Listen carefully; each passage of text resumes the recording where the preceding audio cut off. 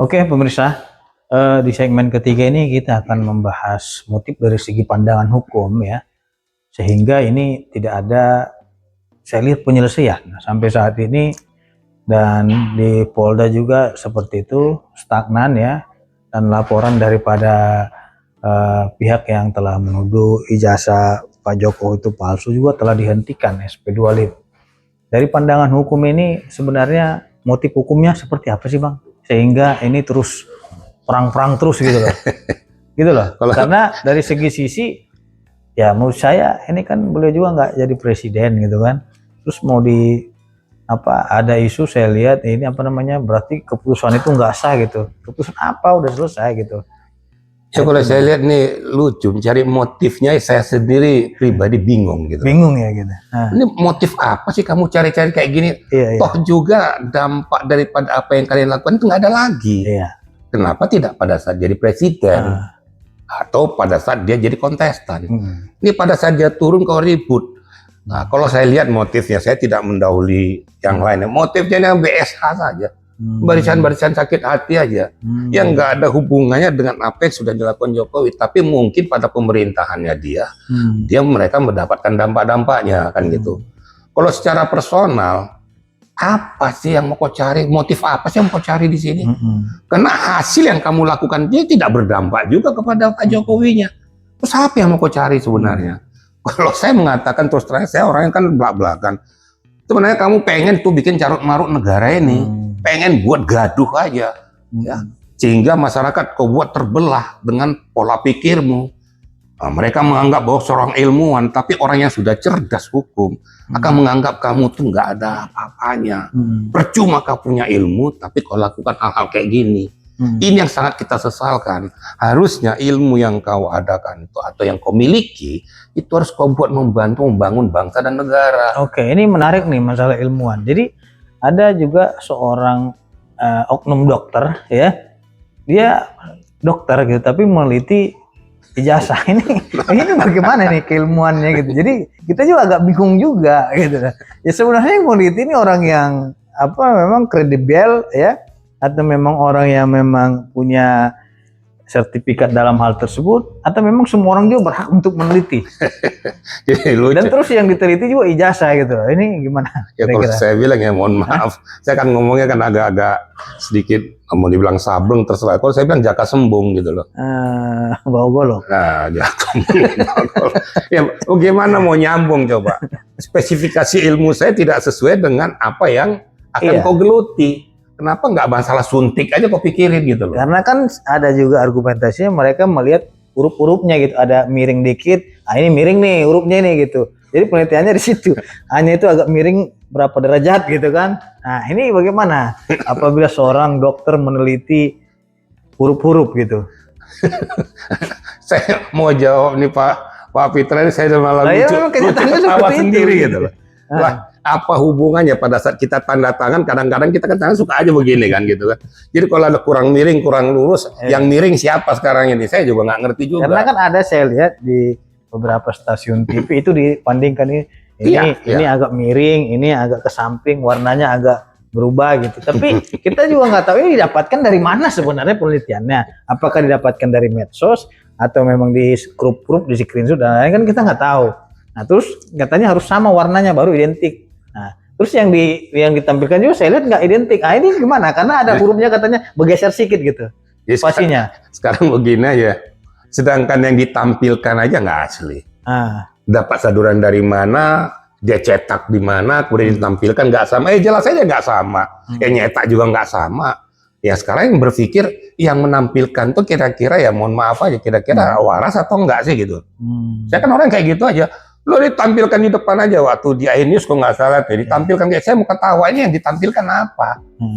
Ya, kalau ditampilkan ya kan, ini loh aslinya. Mereka ingin gitu sesuaikan hurufnya itu gitu. Ini hurufnya agak miring. Gitu. Ini susunannya nggak sama. Coba disesuaikan kan gitu. Ya udah. Makanya ini dari segi penelitian apa? Apakah penelitian itu dari cocok logi atau dari melihat angka-angka atau memang dia scientific ataupun makro evidence maupun mikro evidence dengan menggunakan alat-alat teknologi yang canggih gitu. Karena saya lihat ini penelitiannya dari huruf ke huruf. Oh ini agak miring nih hurufnya gitu. Ini gimana? Nah dia kan sudah lebih hebat dari laboratorium forensik yang ada di lapor sana gitu loh.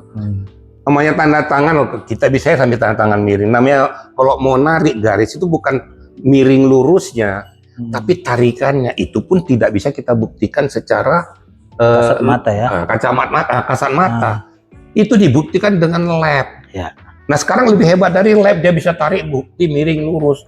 Saya juga nggak ngerti belajar dari mana nih orang itu. Itu yang dikatakan tadi lagi, bagaimana sedangkan seorang yang sudah ilmuwan aja belum tentu bisa memahami sepenuhnya itu tanpa dibantu oleh alat bantu itu. Alat bantu itu apa? Ya lab itu. Nah sekarang orang yang nggak ngerti apa-apa mengatakan nggak cocok. Yang nggak cocok sebenarnya Anda itu. Berarti penelitiannya belum sempurna dong? Ibu sekarang bukan belum sempurna, sumir banget gitu. Ya, mending kalau nggak sempurna, sumir banget asal kau ngomong dengan apa yang kau lakukan. Saya katakan jaka sembung tadi. Karena kita lihat para peneliti-peneliti di luar negeri ya, contohnya mereka meliti di planet Mars dan mereka itu meliti itu ada hasilnya dulu baru mereka publikasikan. Ya, betul. Ini masih dalam proses meneliti udah dipublikasikan. Menurut saya ini agak aneh dan janggal juga. Nah, menurut Pak Riki itu bagaimana gitu penelitian yang belum fix tapi diumumkan gitu? Ya, kalau saya katakan tuh kalau kasar ya bahasa premannya ini, itu kan cari-cari kesalahan orang. Ada keinginan sesuatu dari orang atau kelompok untuk menjatuhkan seseorang tapi tidak mempunyai landasan yang kuat. Ya, itu aja saya katakan. Kalau saya katakan bahwa dia meneliti dengan seperti kayak gitu, ya kita lah yang waras saja yang mikir gitu loh. Kalau menurut saya paling ketawa, apalagi melihat situasional tuh waktu ditampilkan ya, saya senyum-senyum aja. Ini orang meneliti atau mau cari perang atau cari panggung atau cari kesalahan orang. Nah, apa yang dikatakan Pak Peter itu benar sekali loh, berdasarkan apa yang dia lihat dari cetakan, dari ditampilkan salinan-salinan, kemudian dikatakan ini tidak identik. Ya jelas saja nggak identik. Wong tempat kau cetak aja nggak identik. Yang mengatakan identik atau tidak itu ya dari lab. Itu sah. Seperti dikatakan di luar negeri. Itu dari planet sudah dapat tuh. Dilihat tuh hasil daripada teropong dari mereka tuh. Valid dulu ya. Ini palsu atau tidak baru berani mereka publikasikan. Biar tidak dibilang peneliti abal-abal gitu. Ya, bukan penelitian abal-abal. Ya, kembali lagi ya jaka sembung lah saya. Oh gitu. Oke. Saya kan orangnya kan kayak gitu-gitu aja. Capek saya dengar orang-orang ini ngomongin ini terus. Maka saya bilang, seperti contoh aja lah. Saya kan udah pernah ngomong tuh masalah borgol tuh, ketawa saya di YouTube itu. Lah, karena persepsi otaknya sudah negatif.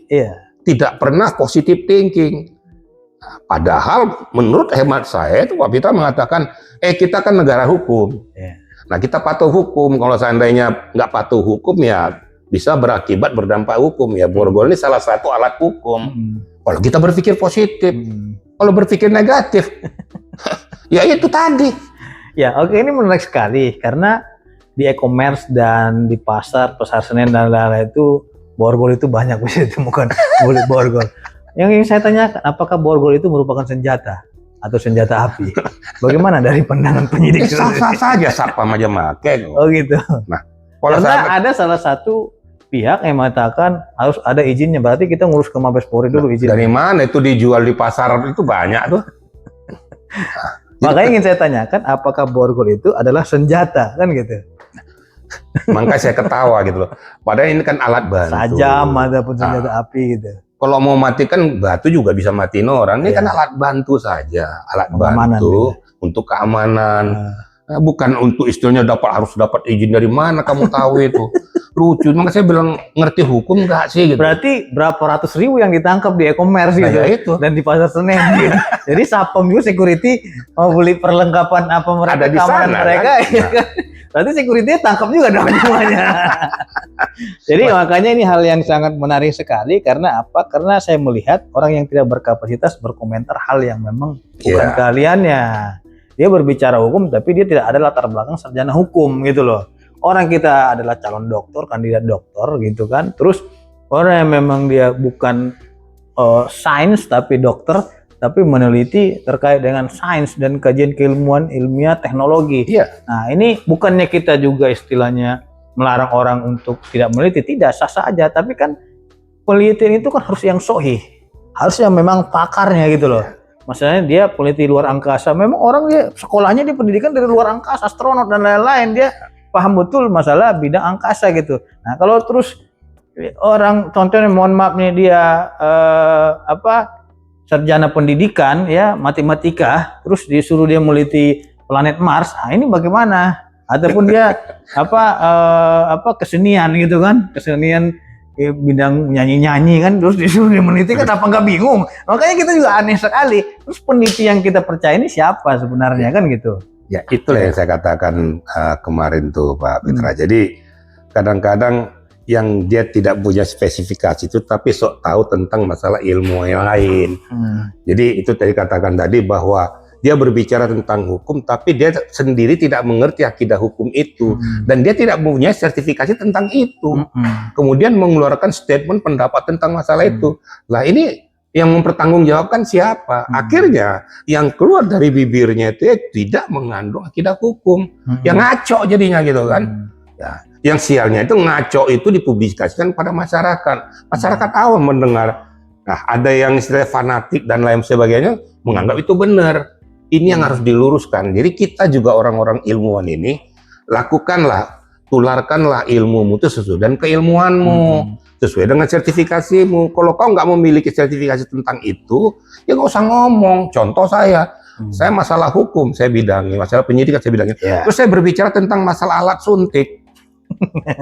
Saya mati orang yang saya suntik nanti. Operasi gitu kan? Operasi saya bilang. Orang saya melek gitu. Bukannya dia makin sehat, malah berarti, mati kan. Contohnya orang hukum tapi dia ikut operasi orang yang mau hamil. Nah itu ini gitu. Akhirnya kan mati kan. Ini analoginya seperti itu ya. Oke. Ini sangat menarik sekali. Terus saya ingin tanyakan nih sama Pak Riki ya. Ini kan laporan polisinya sudah dihentikan di Mabes Polri. Terus ada juga laporan polisi daripada Pak Jokowi di Polda Metro Jaya. Bagaimana proses dan perjalanannya atas laporan yang mereka lakukan, begitu juga sebaliknya dengan laporan polisi Pak Jokowi. Nah, jangan dijawab dulu, nanti di segmen berikutnya.